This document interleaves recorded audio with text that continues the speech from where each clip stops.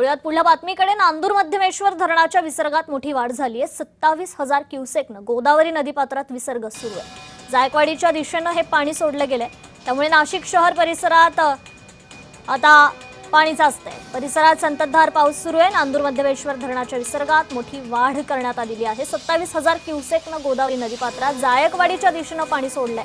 नाशिक शहर परिसरात संततधार पाऊस सुरू असल्यानं येणाऱ्या पाण्यामुळे नांदूर मध्यमेश्वर धरणाच्या पाणलोट क्षेत्रात पाण्याची आवक वाढली आहे। याचाच आढावा घेतलाय आमचे प्रतिनिधी नरेंद्र बटाव यांनी।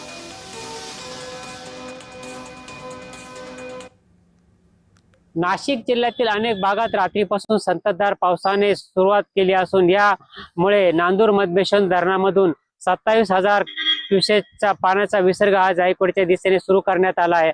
एकूणच बघितलं तर नाशिक जिल्ह्यातील अनेक ठिकाणी पाऊस हा बरसत असून यामुळे नांदूर मध्यमेश्वर धरणातील पाणलोट क्षेत्रामध्ये मोठ्या प्रमाणात पाणी वाढल्याने या नांदूर मध्यमेश्वर धरणातून पाण्याचा विसर्ग हा गोदावरी नदी पात्रातून जायकवाडीच्या दिशेने 27,000 क्युसेकच्या देखील वर करण्यात सुरू केला असून अजूनही पावसाची शक्यता वाढली आणि पाण्याच्या पातळीत वाढ झाली तरी या विसर्ग वाढवण्यात येणार असल्याची माहिती यावेळी प्रशासनाच्या वतीने देण्यात आली। तरी गोदावरी नदी पात्रातून पाण्याचा विसर्ग जायकवाडीच्या दिशेने सुरू असून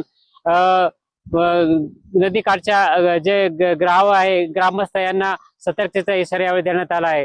तरी अजूनही पाण्याची पातळी वाढली तर विसर्ग वाढवण्यात येणार असल्याची माहिती यावेळी मिळत आहे। नरेंद्र बटाव, महाराष्ट्र न्यूज, नांदूर मध्यमेश्वर, निफाड।